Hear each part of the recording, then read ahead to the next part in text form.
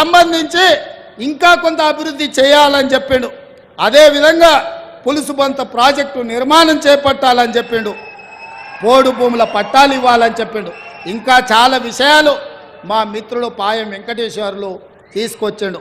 అందుకే మా పెద్దలు బట్టి విక్రమార్క గారికి, పొంగులేటి శ్రీనివాసరెడ్డి గారికి, అదేవిధంగా అన్న ఉత్తమ్ కుమార్ రెడ్డి గారికి ఈ ప్రాజెక్టులకు సంబంధించి అన్ని సవివరంగా సమీక్షించి వీటన్నిటిని చేసే బాధ్యతను కాంగ్రెస్ పార్టీ తీసుకుంటుంది.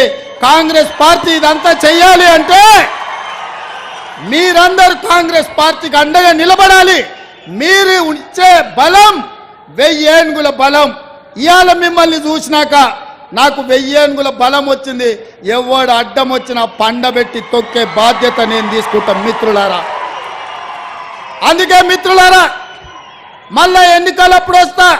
ఈరోజు సోనియా గాంధీ గారు బలరాం నాయక్ను మాజీ కేంద్ర మంత్రిని మహబూబాబాద్ పార్లమెంట్ అభ్యర్థిగా నిలబెట్టిండ్రు.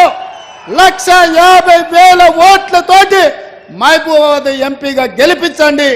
మీ సమస్యల్ని పరిష్కరించే బాధ్యత కాంగ్రెస్ పార్టీ ఇందిరమ్మ రాజ్యంలో తీసుకుంటామని తెలియజేస్తున్నా. మీరందరు సిద్ధమేనా? సిద్ధమేనా? సిద్ధమేనా? సిద్ధమేనా? సిద్ధమేనా? సిద్ధమేనా?